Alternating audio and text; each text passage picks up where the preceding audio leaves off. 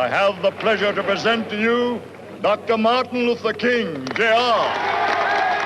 It is 57 years since my father delivered his dream for our nation of freedom, justice, and equality for all humankind, and obviously that has not happened. Martin Luther King III tells Newsy that for him, recent cases of police brutality, including this week's police shooting of Jacob Blake in Kenosha, Wisconsin, represent a dream deferred.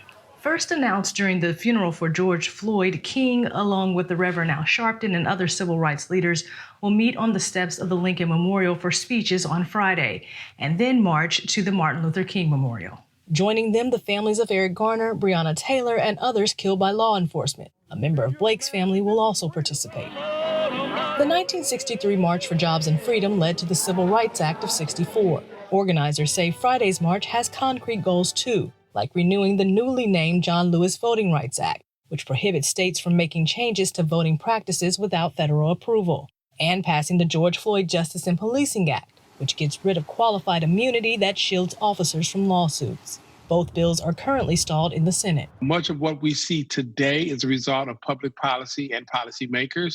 That cannot change unless our voices are heard loud and clearly at the ballot box in November, not only for federal elections, but for local elections. Holding a rally in the midst of a pandemic comes with risk. Attendees will be required to wear face masks and are subject to temperature checks. The physical march will coincide with a virtual march starting Thursday, featuring speeches from House Speaker Nancy Pelosi, Senator Cory Booker, and a performance from her. In person or online, King says he believes the message is starting to resonate. Dad used to say the man can't ride your back unless it's bent. I think that the nation is standing up now. Blacks and whites and Latinos and Hispanics and Native Americans and Americans from all walks of life saying, look, we see these incidents happening, and this is clearly wrong. Amber Strong, Newsy, Northern Virginia.